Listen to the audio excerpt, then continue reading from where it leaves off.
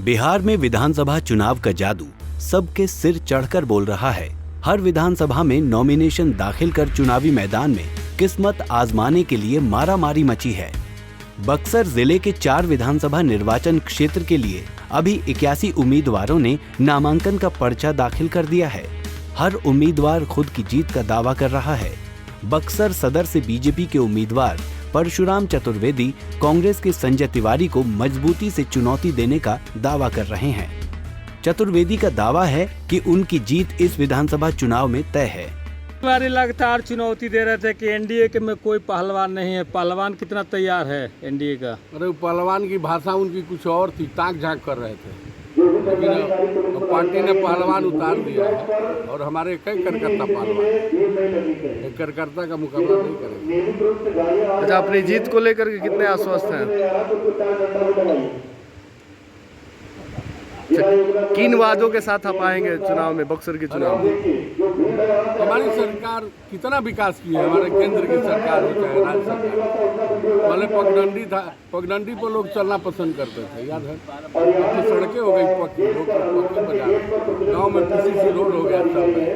केंद्र सरकार 1-1 करोड़ पंचायत को भेजती है। आप देख रहे हैं विकास, नरेंद्र भाई मोदी के नेतृत्व में कितनी बड़ी विकास हो रही है, पूरे देश आगे। अच्छा, आपकी पहचान किसान नेता के रूप में रही है, क्या योजना रहेगा किसानों के लिए? क्या रहेगा किसान के लिए? तो मैं किसानों का दान महादान, और किसान तो मेरे हृदय में बसता है। वहीं इस बार बक्सर से डुमराव राज परिवार के सदस्य भी चुनाव में किस्मत आजमा रहे हैं। डुमराव महाराज के नाती युवराज शिवांग ने भी निर्दलीय प्रत्याशी के तौर पर नामांकन दाखिल किया है। ज़्यादातर यहाँ प्रत्याशी हैं सब बाहरी हैं, और जो है हमारा पूर्वज यहाँ से हमेशा से काम करता रहा है, और जाहिर सी बात है दादाजी का जो सहयोग था इस क्षेत्र के लिए परिवार का, उसको आगे बढ़ाने का कार्यभार हमने लिया है। हमारी यही है कि हमारे पूर्वजों ने यहाँ पे शिक्षा के लिए इतना योगदान किया है, खेल कूद को लेकर आगे बढ़ाया है। अब वही सबको सरकार नहीं देख पा रही है, तो ये हमको लगता है कहीं ना कहीं सरकार की एक चूक है, और ये हम लोग चाहते हैं कि यही अगर सरकार कर लेती तो हम लोगों को शायद इधर आने की ज़रूरत नहीं पड़ती। जो भी मुद्दाएं हैं इधर, उसको निर्माण करने के लिए हमने ये कदम उठाया है, और ये हम अपने विरासत है, डुमराव हमारा विरासत है, हमारा घर है, तो हम चाहते हैं लोगों के हमारे आशीर्वाद रहे। अभी हमने नामांकन फाइल किया है, हम आगे लड़ेंगे। शाहाबाद के पहले सांसद हुआ करते थे आपके दादाजी, आज निर्दलीय प्रत्याशी के रूप में आप नामांकन करते हैं। हम उस परिवार से हैं जहाँ कोई सारा समाज जुड़ा हुआ है, कोई जात पात का वो नहीं है विषय। तो सबसे अच्छा यही है कि निर्दलीय, ये कोई पार्टी विशेष नहीं, एक सोच है जिसको लेके हमने के आगे बढ़ाना है, वही सोच में हम लोग को चलना है। ये हमारे दादाजी का आशीर्वाद है, बिहारी जी का आशीर्वाद है। वहीं डुमराव विधानसभा से इस बार बागी कैंडिडेट के तौर पर ददन पहलवान ने चुनावी अखाड़े में उतरने का फैसला कर लिया है। इस बार जेडीयू की उम्मीदवार अंजुम आरा को चुनौती देने का इरादा पक्का कर लिया है। ददन यादव का दावा है कि अंजुम आरा 5 से 6 हजार से ज्यादा वोट नहीं ला पाएंगी। क्या नजरिया आपका रहेगा? अब उनका तो जमानत जब्त होगा, इसलिए उनका तो कोई यहाँ वोट है ना, जनाधार है ना, यहाँ के रहने वाली भी उनका कोई जनाधार नहीं है। वही आपका हमारा मुसलमान परिवार का 10,000 वोट है। 10,000 वोट में इनको 60% वोट होता है, तो उसमें मतलब 4,000-5,000 वोट लेके आउट होगी, और कोई बात नहीं। वक्त पे टिकट काटा गया था, पहले से इस बातें चल रही थी। यदि पहले से सूचना होता तो बिहार का रूप दूसरा होता। हाँ, अभी बिहार का दूसरा रूप होगा। क्या किसी अन्य पार्टी से बात चल रही है क्या? है किसी अन्य पार्टी से बात चल रही है क्या? ना, कोई पार्टी से बात नहीं। वहीं बिहार सरकार के परिवहन मंत्री संतोष निराला को चुनौती देने का दावा कांग्रेस के प्रत्याशी विश्वनाथ राम कर रहे हैं। हम तो पहले भी चुनाव जीते थे, जो राजपुर में विकास किए उसका भी आज भी मिसाल है। आज भी वो लोग उसका गुण गाएंगे। यदि राजपुर में आप जाइएगा तो उसका गुण आज भी गाते हैं। 2000 में मैंने विधायक था, लेकिन उसका गुण आज भी गा रहे हैं लोग। जब परिवहन मंत्री का ये कहना है कि विकास के सहारे उनकी नया पार हो जाएगी, क्या कहेंगे? लगता है कि विकास किया बड़ा राजपुर में हो। ठीक है, उनको समय मिला है, बहुत बड़े पैमाने पर फंड मिला।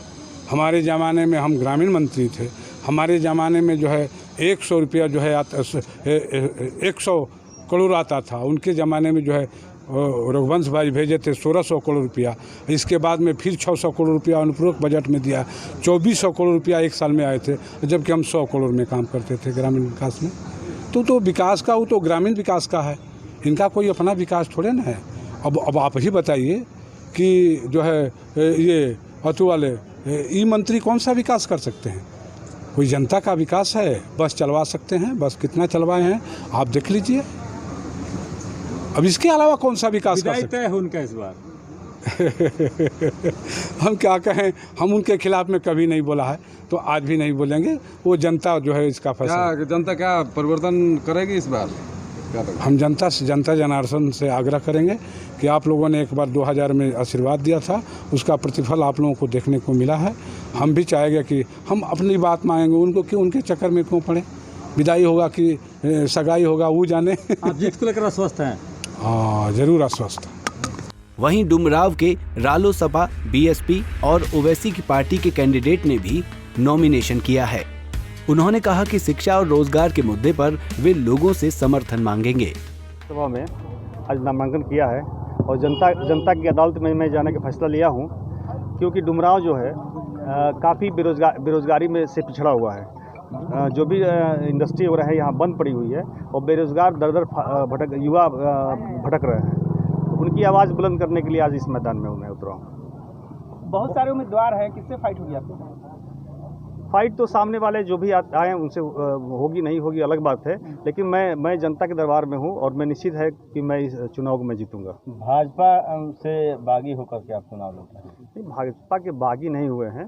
भाजपा की कुछ नीतियाँ जो अभी वर्तमान में जो नीतियाँ थी, ये जदयू की नीतियाँ थी, उस जदयू की नीतियों से हम अलग होकर मैं बागी क्या हुआ हूँ। मैं राष्ट्रीय लोक समता पार्टी में शिक्षा और जो अभी बेरोजगारी है उसके लिए मैं राष्ट्रीय लोक समता का हाथ मजबूत कर रहा हूँ। उपेंद्र कुशवाहा जी के साथ मायावती का गठबंधन मतलब आपको जीत दिला देगा? निश्चित। और मैं साथ में हमारा अपना भी तो चेहरा है, हम काम करते हैं यहाँ पे। मैं जिला परिषद हूँ, हमारे क्षेत्र में जाइए, आप वहाँ बात कर सकते हैं कि मैं क्या करता हूँ। विधानसभा चुनाव में जीत का दावा तो सभी कर रहे हैं, लेकिन राज तिलक तो उसी के माथे पर सजेगा जिस पर जनता भरोसा जताएगी। पंजाब केसरी टीवी के लिए बक्सर से संजय उपाध्याय की रिपोर्ट।